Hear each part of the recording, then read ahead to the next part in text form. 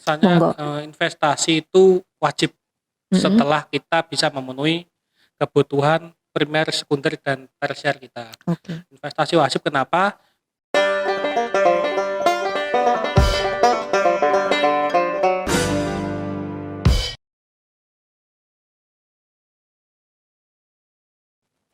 Halo semuanya, ketemu lagi bersama saya Dr. Ifta di channel kesayangan kita semua, yaitu di channel RSN Tuban di segmen Nucleus Podcast, santai dan maknyus. Teman-teman, ini udah episode keberapa ya kita ini? Udah banyak episode dengan banyak bintang tamu, tapi jangan khawatir, pokoknya kita tiap episodenya pasti ada bintang tamu yang menarik. Nah, ngomong-ngomong soal bintang tamu yang menarik, hari ini kita itu akan mengundang bintang tamu yang super spesial. Jadi spesialnya apa sih? Nah, ini buat teman-teman semua, mungkin meskipun yang udah tua, yang masih muda pun pasti tahu ya kalau sekarang beli apa-apa itu pasti pakai uang gitu kan. Kita mau beli apa-apa itu pasti pakai uang. Nah, makanya penting untuk kita ada namanya financial planning gitu kan. Di dalam financial planning termasuk di dalamnya itu ada namanya investasi. Nah, teman-teman pasti penasaran ya, ini kita mau bahas apa?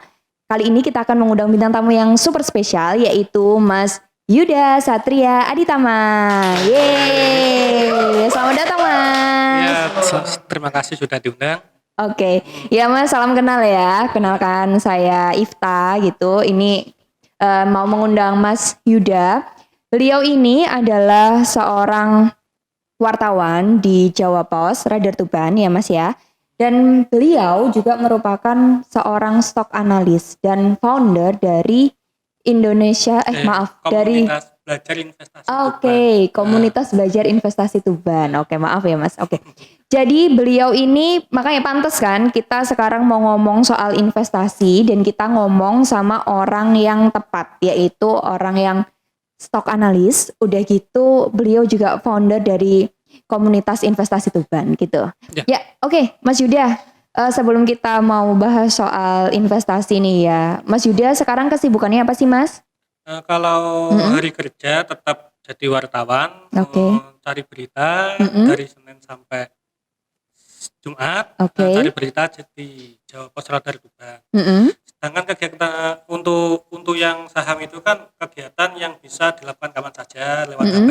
Jadi ketika di sela-sela pekerjaan ya masih mantau saham, terus mengajak teman-teman saham itu diskusi untuk Mm-mm. mencari saham yang bagus apa. Oh Kurang lebihnya gitu. Mas, kan ini Mas Yuda, kan investasi sebenarnya kan ada banyak ya, Iya, nggak cuman saham. Jadi kan setahu saya investasi itu ada bisa investasi emas, bisa reksadana, terus bisa juga deposito dan juga ada investasi saham. Nah, kalau Mas Yuda ini fokusnya di investasi saham ya? Ya, sebenarnya betul. Mm-mm. Investasi kan secara garis besarnya itu adalah kegiatan untuk penanaman modal yang Mm-mm. diharapkan modal itu akan bertumbuh suatu saat. Mm-mm. Bisa 1 bulan lagi, bisa 1 tahun lagi, atau Mm-mm. bisa 10 tahun lagi. Mm-mm. Nah, investasi itu kan terbagi banyak. Sebenarnya investasi yang sering kita dengar mungkin satu rumah. Karena Mm-mm. kita beli sekarang mungkin 100 juta, bisa 10 tahun lagi bisa jadi 1M, 10M, dan sebagainya. Mm-mm. Ada nilai itu tambahnya di situ. Mm-mm. Karena rumah itu terlalu mahal, ada yang lebih sempit lagi. Deposito mungkin yang di bawahnya. Deposito kan juga gitu. Investasi untuk tahunan, 1 tahun, 2 tahun. Betul. Karena itu terlalu lama, mungkin bagi sebagian orang deposito itu terlalu lama, bisa lebih sempit lagi. Ada bawahnya emas mungkin. Emas kan lebih mudah dijual. Beli sekarang mungkin minggu depan butuh duit, bisa dijual. Kalau itu terlalu lama juga, ada yang lebih sempit lagi, makanya saham. Kenapa saham? Karena satu, ini legal, diakui secara hukum dan secara agama. Agama kan juga melegalkan saham atau transaksi jual belinya. Karena fokusnya saya sekarang ini ya saham, sambil sesekali ya belajar kripto, tapi nggak terlalu fokus. Oh gitu. Nah, Mas Yuda sendiri mendalami tentang investasi saham itu sudah sejak kapan? Sebenarnya awal saya tahu saham itu ketika waktu kuliah di Malang itu sering kan ada semacam seminar dari sekuritas. Sekuritas itu semacam lembaga yang mengelola saham, semacam banknya lah, banknya. Sering ada seminar sekuritas, tapi waktu itu ketika kuliah saya belum ikut karena pada waktu itu seingat saya saham itu membutuhkan modal gede. Kalau nggak salah Oke. dulu sekitar awal itu minimal 10 jutaan lah. Untuk ukuran mahasiswa tahun 2014 uang 10 juta kan nggak kecil. Iya, banyak. Banyak, Iya. itu uang kuliah 4 tahun segitu. Makanya ya belajar dulu, belajar terus. Hingga Oke, akhirnya terus? sekitar 2016, Ruame saham itu bisa investasi mulai dari 100.000. Oh Ya, iya. 2016 itu mungkin ada semacam kebijakan kemudahan investasi dari pemerintah. Mm. Akhirnya investasi itu dibuka selebar-lebarnya. Dulu ketika kita 10 atau beberapa tahun yang lalu kita beli saham ya harus uang sekoper, datang ke perusahaannya. Misal kalau di sini ada yang open saham itu kayak Semen Gresik ya. Kalau misal kita ingin punya sahamnya Semen Gresik ya kita harus bawa uang sekoper, datang ke Semen Gresik, terus bertemu dengan pimpinannya, kesepakatan beli saham, tanda tangan, foto-foto, udah selesai. Dulu Oke. seribet itu. Dulu ya. Dulu. Sekarang? Sekarang karena kemajuan teknologi, saham itu nggak seribet itu. Satu, kita buka rekening aja bisa lewat HP. Betul. Sejak 2016 itu kalau nggak salah, waktu itu aplikasinya IPOT, kita nyebutannya nama aja ya. Iya, iya nggak apa. Waktu itu sekuritas Pakai yang pertama Indo kali, Premier ya. Indo Premier pertama kali sekuritas yang membuka investasi mulai dari 100.000 itu Indo Premier melalui aplikasinya IPOT. Sekarang udah banyak. Ya 100.000 kita dengan top up dari banking, dari aplikasi, top up ke rekening kita, daftar dulu layaknya kita buka rekening di bank. Melalui aplikasi itu kita top up 100.000 sudah punya saham. Oh Sudah iya. bisa punya saham dari Mungkin 100.000 itu. dari 100.000 kita udah punya saham. Iya. Nah, mungkin Mas Yuda bisa ngasih penjelasan. Sebenarnya maksud dari kita punya saham sebuah perusahaan itu apa sih? Mungkin kan teman-teman yang nonton di sini kan ya masih awal, maksudnya belum ngerti sebenarnya yang dimaksud punya saham dari perusahaan itu kayak gimana sih, Mas gitu. Jadi manajemen sebuah perusahaan biasanya akan dikelola berdasarkan sharing profit dan kepemilikan saham. Misal semua perusahaan PT yang berbasis PT, perseroan terbatas itu pasti menggunakan sistem kepemilikan saham. Tapi nggak semua perusahaan itu open public yang sahamnya bisa dibeli masyarakat umum. Oke. Nah, sejauh ini yang kita bisa beli menggunakan aplikasi itu yang statusnya TBK. Biasanya kan perusahaan ada PT apa terus TBK. Oh iya. Nah, itu berarti terbuka, sahamnya bisa dimiliki kita siapa saja. Bisa kita beli lewat aplikasi atau mungkin lewat jalur yang lain. Nah, kepemilikan saham itu biasanya misal RSNU ini punya saham 100%. Nah, dari 100% ini modalnya misalnya 50%-nya Dr. Ifta nih. Nah, berarti Dr. Ifta itu memiliki 50% pemenang pengendalian RSNU ini. Iya. Sedangkan 50% yang lain tergantung siapa yang megang. Biasanya nanti ya kita wajarnya pemegang saham ketika ada RUPS, rapat umum pemegang saham, ketika ada rapat akhir tahun, rapat evaluasi, kita diundang. Diundang, dan ketika karena ini masih pandemi biasanya undangannya daring, lewat Zoom, lewat online atau lewat rilis atau apa, biasanya begitu. Kalau dulu ya kita pemegang saham ya kita diundang.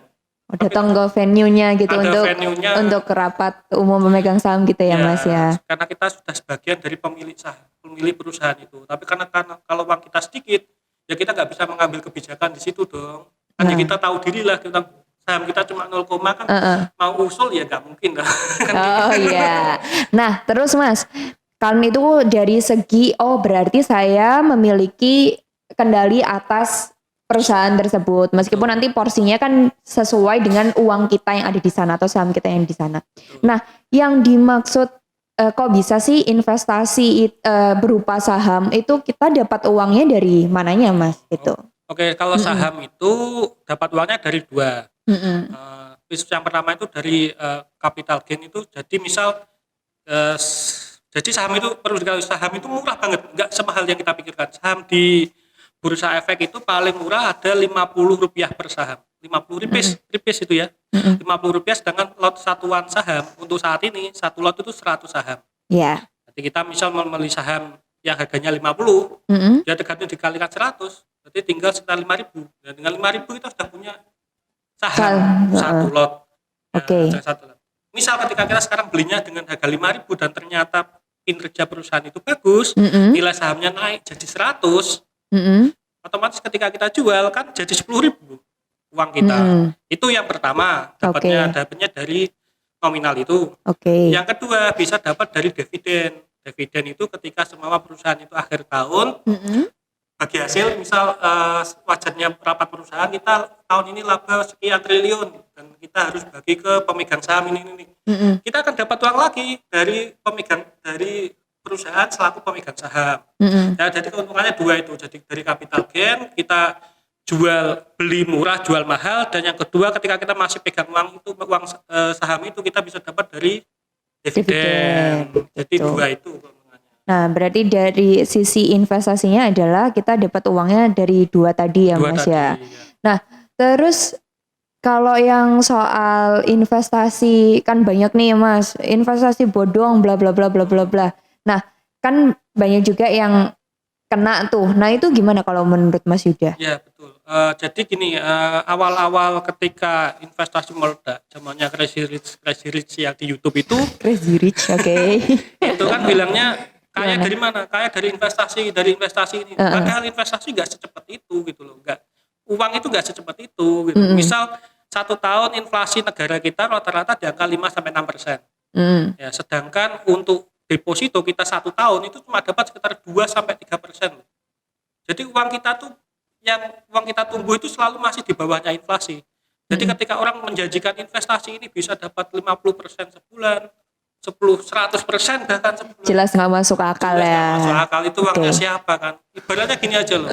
Ketika memang uang itu investasi itu bisa membuat kaya, benar-benar bisa buat kaya, aku nggak bakal ajak siapapun kok.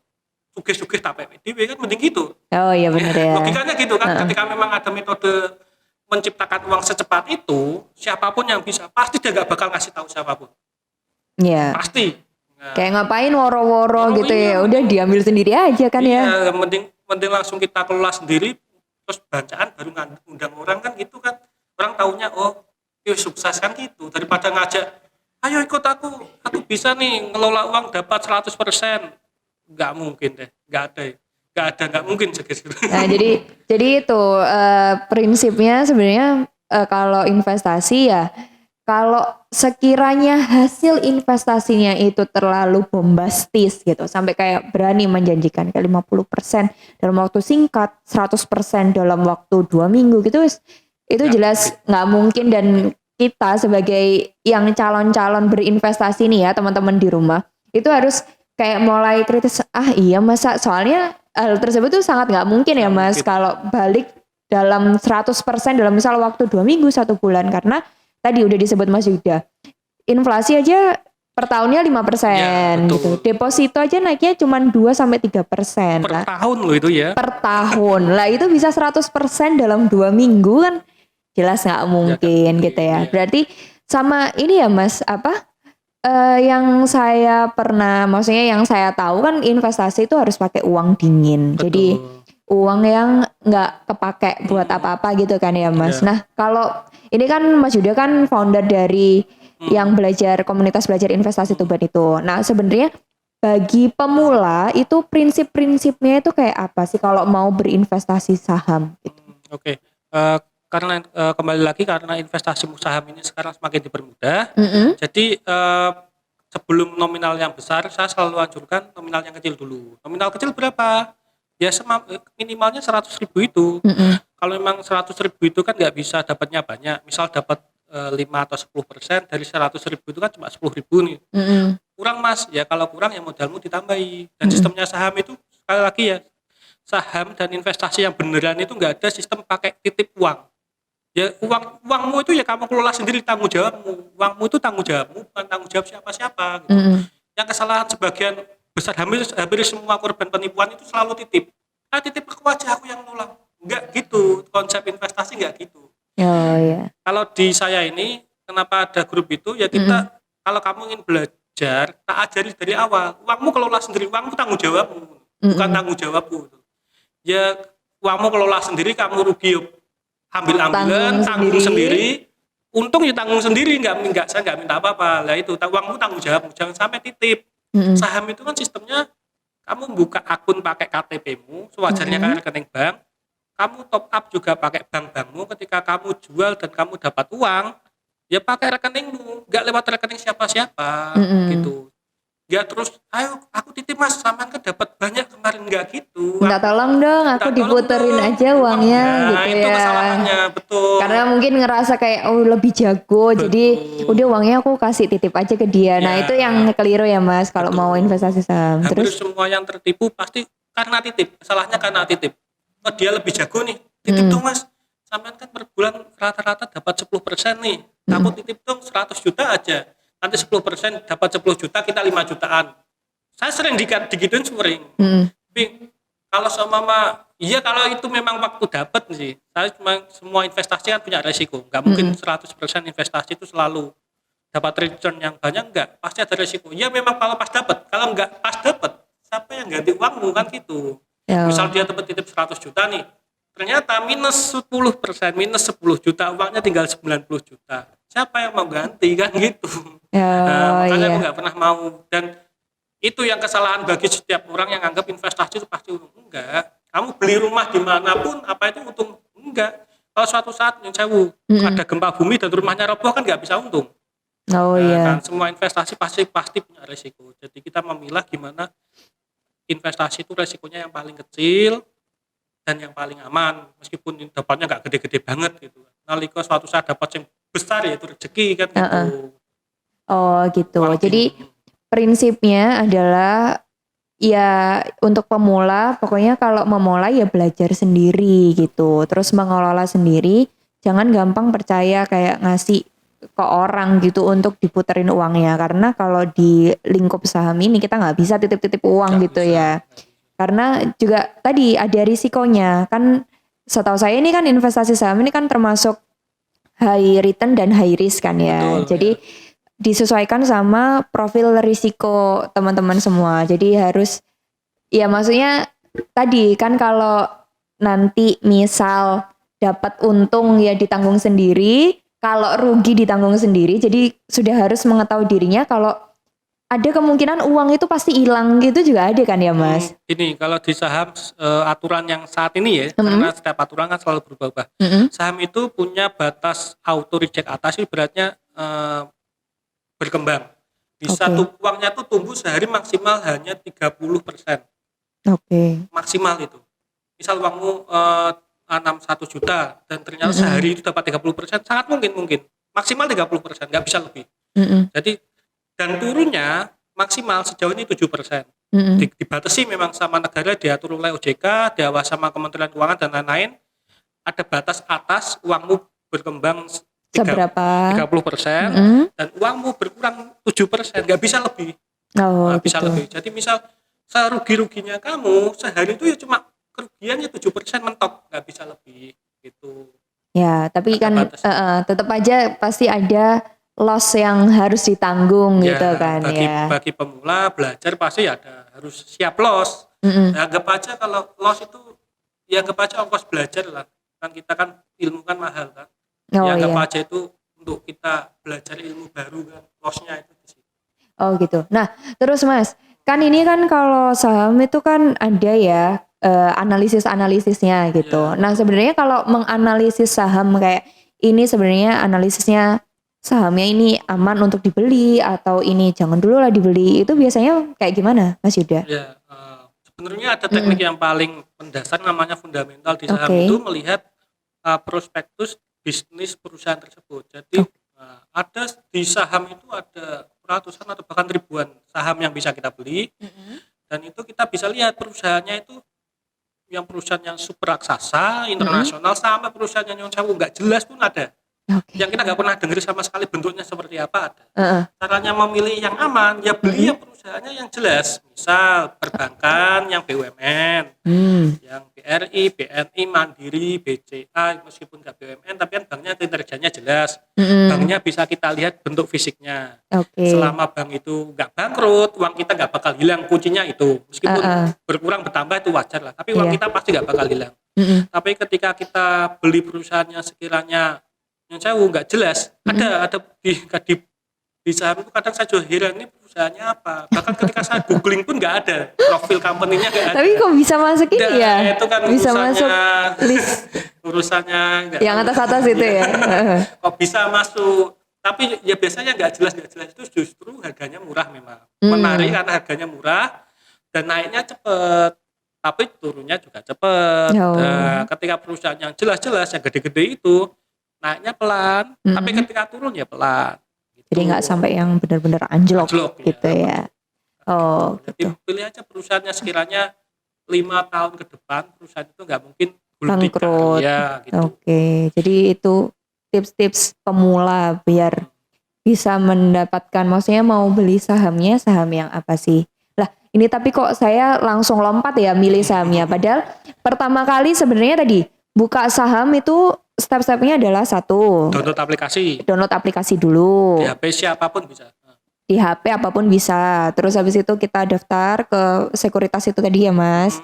Lewat aplikasi itu. Ya wajarnya kayak kita daftar GoPay, OVO, ShopeePay gitulah. Ada KTP, ada identitas, yang kita isinya digital semua. Setelah itu kita dapat nomor rekening. Kalau di bank, kalau di sekuritas namanya RDN. Nah, dapat RDN itu biasanya ya tetap kita transfer. RD-nya kan ada semua bank, ada BCA, ada Permata, ada BRI. Ya kita transfer aja ya seperti kita top up wajarnya ShopeePay, OVO dan lain-lain lah. Kita top up ya, yang saldo kita top up itu kita belanjakan buat beli saham lewat aplikasi itu juga. Oh iya. Oke, ketika sudah saham kita yang beli kita naik, besok atau mungkin 2 hari lagi atau mungkin bahkan 1 tahun naik dan kita butuh uang nih misal, kita bisa langsung jual saat itu juga. Saham itu kan bukanya kayak bank, jam Senin sampai Jumat, jam 9 sampai jam 3. Selama itu transaksi terbuka kita jual. Ketika sudah jual, saldo yang di dalam RDN kita di aplikasi itu kita tarik ke bank kita, bank normal kita punyanya bank apa? Bank regulernya kita tarik, baru kita jadikan uang. Kalau selama masih di saldo bentuk RDN itu ya nggak bisa kita ambil uang. Oh gitu. Nah tadi berarti pertama stepnya adalah kita download aplikasinya dulu, kita mendaftar sebagai seseorang yang mau ke saham, yaitu ke sekuritas tadi lewat aplikasinya. Kemudian kita top up uang kita mau berapa. Nah ini uangnya juga nggak harus banyak, tadi bisa mulai dari 100.000 gitu kata Mas Yuda kan. Terus jangan lupa pakai uang dingin ya Mas ya. Uangnya nggak dipakai apa-apa. Jadi maksudnya uang itu memang benar-benar uang yang posisinya sudah aman. Jadi nggak dipakai untuk biaya sekolah atau biaya pernikahan atau biaya apa, karena di sana tadi ada risiko bisa turun uangnya, bisa hilang dan nggak tahu kembalinya itu kan juga belum tahu kapan gitu kan ya. Betul, terus habis itu bisa memilih saham seperti yang tadi diberitahu sama Mas Yuda, pilih yang sekiranya perusahaannya itu jelas gitu. Kita bisa ngelihat mata kayak perusahaannya kayak apa gitu kan. Misal bisa perbankan yang BUMN tadi, itu salah satu contohnya gitu. Nah, Mas, sebenarnya kalau saham itu bisa di hold selama berapa lama? Kan kayak kalau misal ini kan tadi kan Mas Yuda bilang saham itu kalau kita butuh uang gitu, kita bisa langsung jual gitu. Bisa langsung kita jual, langsung kita bisa dapat uangnya. Nah, sebenarnya saham itu kita bisa hold berapa lama? Mungkin untuk teman-teman yang di rumah. Jadi itu transaksi untuk saham itu wajarnya perbankan. Jadi Senin sampai Jumat di luar tanggal merah ya. Senin sampai Jumat bukanya jam 9, jam 12 istirahat, buka lagi setengah 2 sampai jam 3. Setelah itu tutup. Setelah tutup gak ada transaksi, gak bisa ada transaksi. Bisa lagi besoknya. Misal bisa di hold berapa lama, kita beli pagi. Misal kita beli jam 9. Jam 9 lebih 3 menit kita jual bisa. Jadi pasarnya saham itu liquid. Oke. Banyak transaksi di situ. Kita jual pasti ada yang langsung beli. Kita beli, kita langsung jual detik itu juga bisa. Tapi kalau kita mau hold 1 bulan, 1 minggu, 1 bulan, 1 tahun, 10 tahun pun bisa. Asalkan ya perusahaannya masih ada. Masih belum jelas. Masih jelas. Uang kita nggak bakal hilang lah. Oh iya. Bisa beberapa tahun pun bisa. Misal ada perusahaan yang akan bangkrut, enggak. Perusahaan bangkrut itu kan memiliki skema yang panjang, enggak terus ujuk-ujuk besok perusahaan tutup, kan enggak mungkin itu. Semua perusahaan besar kan pasti ada gugatan, prosesnya, ada sidang PKPU, terus ada gugatan pilot, itu kan butuh proses lama. Ya itu pentingnya di saham itu harus mengikuti update berita. Sekiranya ya kemarin yang rame itu kan BUMN Garuda Indonesia tuh. Garuda Indonesia itu investornya sempat banyak. Tapi ketika ada kabar Garuda Indonesia goyang, ya itu kita selama kita punya sahamnya Garuda Indonesia ya harus kita segera kita jual. Kalau enggak, pasti harganya itu kan turun terus. Nah, kalau semua gak diselamatkan dan sampai sebuah perusahaan itu tutup, dan kita nggak tahu berita perusahaan itu tutup, ya uang kita bisa hilang, beneran bisa hilang. Tapi kan butuh proses panjang kan, nggak langsung besok tutup, nggak ada proses panjang. Makanya pentingnya ketika kita investasi saham, kita harus mengikuti berita juga. Kabar apa sih yang sekarang sedang terjadi? Oh, sekarang kemarin pandemi itu rame ya, 2 tahun itu saham farmasi luar biasa naiknya. Dari Rp500 sampai ke Rp4.000 itu sahamnya farmasi, obat kimia farma, Paros dan lain-lain. Itu dari Rp400 ke Rp4.000 itu berarti berapa persen? 1000% sekian naiknya. Ya gitu kan, bagian dari kita ngikuti berita. Oh, sekarang ini pandemi pasti akan ada vaksin. Vaksin ini kan pasti akan jadi sebuah bisnis di perusahaan farmasi. Ya kita tanam modal aja di situ. Kalau kita memang tepat dan kita ngikuti trennya sedang ada, uang kita pasti juga akan berkembang. Tapi sebaliknya kita nggak tahu dan kita salah pilih perusahaan dan kita nggak ngikuti berita apapun, ya uang kita akan terus nyusut sampai akhirnya bisa hilang ketika perusahaan itu tutup dan kita nggak tahu. Gitu. Ya. Jadi pentingnya kalau investasi saham, kita masuk ke investasi saham harus tetap ngikutin gitu. Nggak bisa yang dilepas. Jadi beda kalau mungkin kita naruh kayak deposito gitu kan. Kalau deposito itu kan kita ya udah naruh aja ke bank, biarkan nanti kita ngambil 1 tahun 2 tahun lagi gitu sesuai jangka waktunya. Tapi kalau saham ini harus ngikutin ya Mas. Kita harus benar-benar update beritanya, update perusahaannya gimana supaya uang kita nggak hilang kayak gitu. Nah, berarti kalau misal bisa di hold macam-macam, makanya saya pernah dengar sih Mas, itu ada yang tipe-tipe orang yang investasi saham itu ada scalper, terus ada yang swinger. Itu. Ya mungkin gimana Mas? Kalau Mas Yuda sendiri tipe yang apa ini? Sebenarnya bisa semuanya. Jadi kalau memang sekiranya kita punya banyak waktu, yang sekiranya kita bisa di depan gadget lebih lama, ya saya sarankan menjadi trader aja. Trader itu aktivitas jual beli dalam waktu yang singkat. Misal beli pagi jual sore lah. Setiap hari gitu. Return-nya memang lebih gede karena kita bisa ngawasi terus kan pergerakan sahamnya. Beberapa saham yang mohon maaf di istilahnya bahasanya trader itu gorengan. Gorengan itu saham yang naiknya cepat, kenceng. Sehari itu bisa 30% bisa. Ada sahamnya sehari itu naiknya sampai 30%, 20%. Tapi ya ketika turunnya yuk anjlok, bener-bener anjlok. Nah, sekarang turun 6%, besok 6% lagi, besok 6% lagi. Bahkan turunnya itu bisa lebih dari 50% kalau dalam waktu tertentu. Ya kalau memang sekiranya kita punya banyak waktu, ya kita bisa trading tiap hari. Ya saya biasanya kalau memang sekiranya kita banyak waktu, kayak kemarin pandemi itu banyak WFH, banyak dari kerja dari rumah, saya memang full time trading, setiap hari saya transaksi. Kalau sekiranya memang bakal sibuk seperti sekarang ini, ya beli saham yang jangka waktunya mingguan atau bulanan. Itu tahu dari mana, ya learning by doing, dan ya pentingnya gabung di komunitas gitu. Kita saling sharing informasi nih. Misal Dr. Rifta ini sukanya ngamati sahamnya Bank BUMN, paham nih polanya bank-bank BUMN itu seperti apa dan sekarang harganya berapa, dari berapa. Dan saya lebih memahami saham yang dikelola misal tambang. Aku menguasai nih beberapa saham tambang, kita bisa tukar pikiran. Ini loh kemarin saham tambang ini cuma segini, sekarang harganya murah. Nah, terus pentingnya ada teman sharingnya. Ada teman sharingnya. Dr. Rifta kan juga bisa sharing. Oh, ini loh Bank BUMN sekarang lagi murah-murahnya. Lagi oke gitu. Ya, kita bisa beli dari 2 sektor ini. Makanya nggak mungkin kalau kita menguasai semua saham segitu banyaknya, kita pikirkan sendiri ya repot kalau kita punya pekerjaan yang lain. Jadi bisa enaknya punya teman komunitas itu sharing. Jadi kita punya keahlian masing-masing. Gitu. Berarti Mas Yuda ini tipe semuanya. Ya. Tergantung aktivitasnya aja.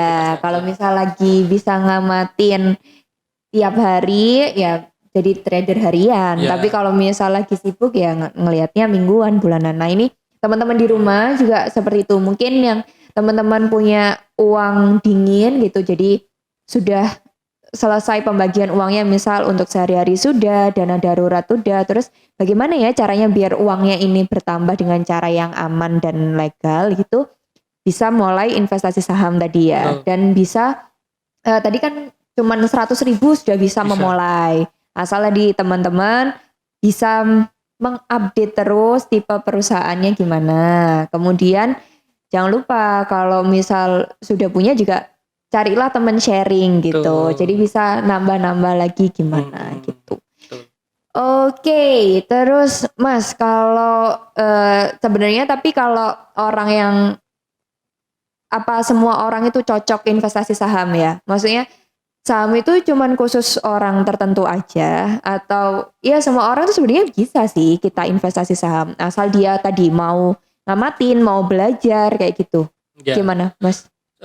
Prinsip dasar investasi itu kan sebuah kebutuhan. Soalnya kita 10 tahun yang lalu uang 10.000 itu bisa buat beli 2 mangkok bakso misal ya. Iya. Dan tahun ini 10.000 cuma dapat mungkin pentolnya aja, kuahnya kan belum. Itu kan yang namanya inflasi kan seperti itu. Dan investasi itu pentingnya ya gitu. Kita sekarang punya uang yang sekiranya cukup buat beli mobil misal 200 juta.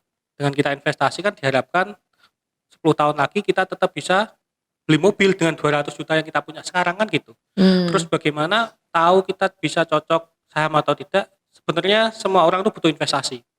Tapi cocok gaknya ya kita coba aja. Ada yang cocok di emas monggo, ada yang cocok di deposito monggo. Deposito memang itu aman. Kita nggak usah perlu mikir harus dijual gimana, keadaan gimana nggak usah. Tapi memang dapatnya kecil di bawah inflasi, kecil. Kalau mau yang lebih lagi obligasi itu kan sejenis deposito, cuma lebih besar dikit lah mungkin 5 atau 6% per tahun. Cocok obligasi monggo, cocok reksadana monggo. Tapi kalau cocok yang saham monggo, semuanya punya kelebihan dan punya kekurangan masing-masing. Kalau yang saham, saya sarankan yang pingin investasi ke saham itu harus orang yang suka baca. Wajib suka baca. Kenapa? Karena kondisi perusahaan itu akan terus diberitakan. Misal perusahaan itu sedang ada goncangan, ada korupsi, ada bangkrutnya, itu pasti diberitakan. Ketika ada berita jelek itu, ya kita harus segera jual. Kalau kita memang punya saham itu harus kita segera jual. Memang ada berita sebaliknya, ada berita bagus, kita harus segera beli. Ya kita hold aja. Harus suka baca. Jangan kalau orang yang nggak suka baca, males ngikutin tren dunia, males mau yang gampang-gampang aja, udah, jangan di saham. Nggak cocok ya. Nggak cocok, ya tabungan biasa aja lah. Atau deposito kalau memang mau investasi atau reksadana. Nah, kalau mau memang orangnya yang suka belajar hal baru, orangnya suka baca, suka mengikuti tren perkembangan dunia dan nasional, saham saya rekomendasikan buat orang yang suka baca. Oh itu. Jadi kalau dari segi profesi nggak ada ya Mas. Semua orang bisa mulai pedagang, ini ya Mas Yuda wartawan atau teman-teman yang di rumah nakes gitu, semuanya bisa gitu untuk melakukan investasi saham. Asal tadi suka baca gitu dan suka mengikuti perkembangan. Kalau cuman udahlah mau gampang naruh aja gitu, aku udah nggak mau ribet gitu ya, jangan di saham gitu. Nah Mas, terus kan gini ya, kalau aplikasi-aplikasi itu kan ada banyak. Kita bisa pilih aplikasi apa aja. Nah, aplikasi yang aman itu aplikasi yang seperti apa? Aplikasi yang aman, ada beberapa aplikasi yang memang dikelola sama perusahaan yang udah gede. Udah gede. Contoh kalau misal aplikasi yang sekuritasnya sekarang ini banyak peminatnya ya Indo Premier. Kenapa Indo Premier itu? Karena ada kantornya di Surabaya. Di Tuban belum ada. Memang kantor wujud fisik sekuritas itu di kota-kota besar sejauh ini. Di Tuban belum ada. Terus selain Indo Premier, semua bank sekiranya saya rasa sudah punya sekuritasnya masing-masing. BRI ada, Mandiri itu juga ada lewat Livin atau Beyond, ada Ismart. Ya, kalau Ismart punya BNI. Ismart BNI. Beyond itu BNI. Iya, BNI juga. Beyond BNI. IPOT itu BCA sama Permata, bank BCA Bank Permata. Terus ada Sukor Sekuritas itu lewat BCA juga. Ada ya yang sekiranya memang dikelola oleh bank yang kamu bisa temui, ya ikut aja yang itu. Yang besar-besar aja. Yang udah besar-besar aja. Ya kalau yang saya dengar sih pokoknya terdaftar di OJK itu betul, ya. iya. Jadi pilihlah tadi aplikasi atau sekuritas yang sudah terdaftar di OJK. Dengan begitu hal tersebut itu jelas legal gitu ya Legal. Mas ya. Jadi kita bisa terhindar dari yang investasi-investasi bodong gitu. Karena kan kalau misal sekarang kan banyak juga tuh kasus yang apa namanya kayak aplikasinya akhirnya ini nggak sih Mas? Apa aplikasinya ternyata Scam bukan ya, iya. hilang ya. Heeh. Oh iya, jadi gini, trading itu aktivitas kita jual beli, ya kan? Bahasa Inggrisnya berdagang itu kan trading. Ya, yang kita perjualbelikan ya bisa macam-macam. Kalau di sekuritas itu ya diperjualbelikan kan hanya saham. Ada di pasar digital yang lain ada kripto, ada cryptocurrency itu juga menjualkan Bitcoin, Doge, Luna dan macam-macam. Itu pasarnya lebih internasional. Nah, terus ada juga namanya binary option yang sekarang lagi booming kayak Indra Kents, Doni Salmana dan kawan-kawan itu trading binary option. Binary option itu apa? Itu yang jelas tahu saya binary option itu nggak ada produk yang diperdagangkan. Jadi semacam kayak tebak-tebakan.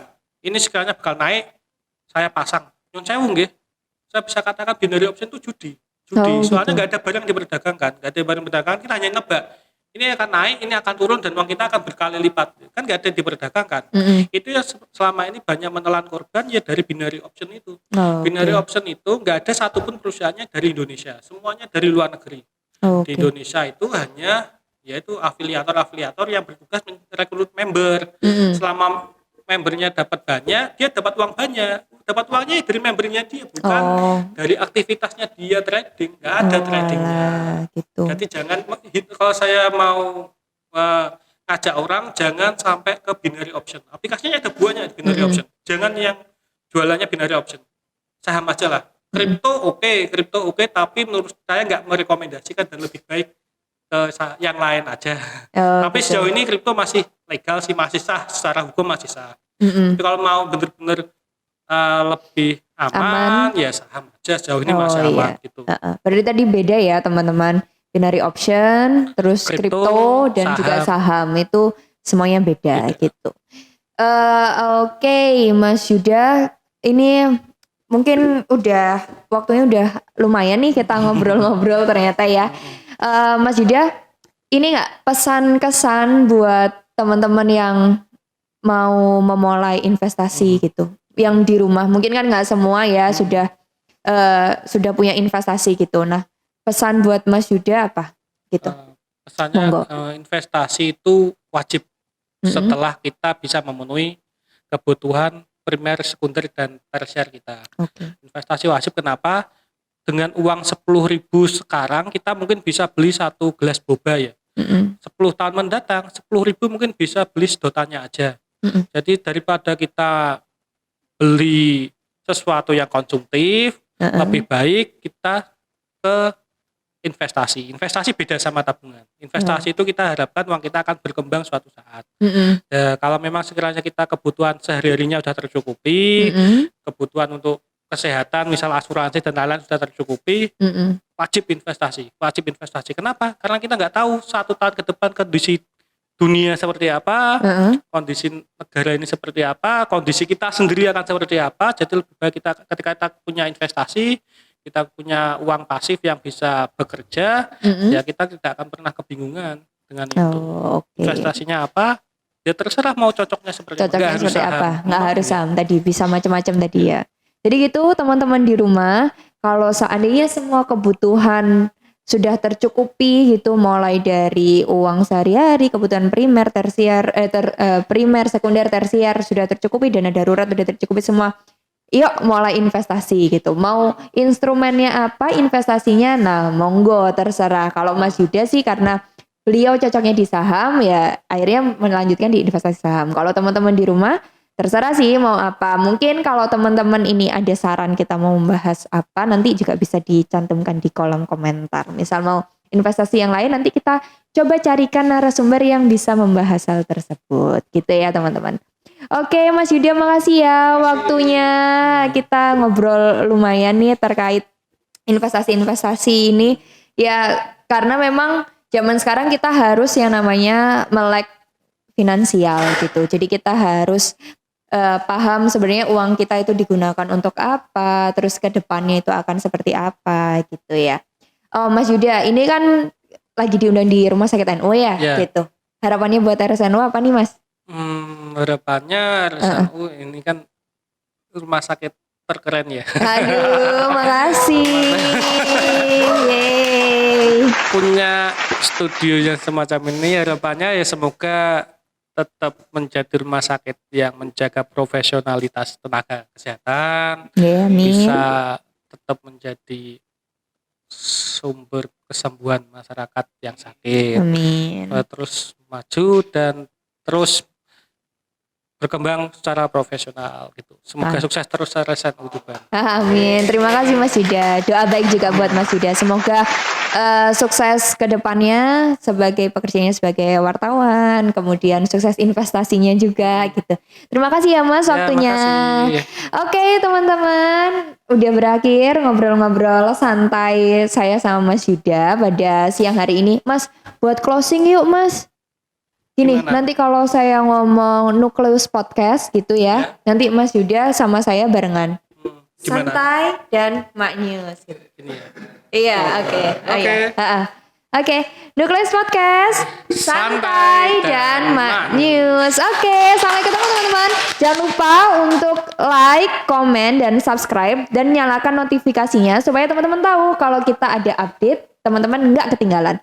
Plus kalau misal mau bahas materi apapun, boleh langsung di kolom komentar. Oke, sampai ketemu. See you, dadah. Waalaikumsalam.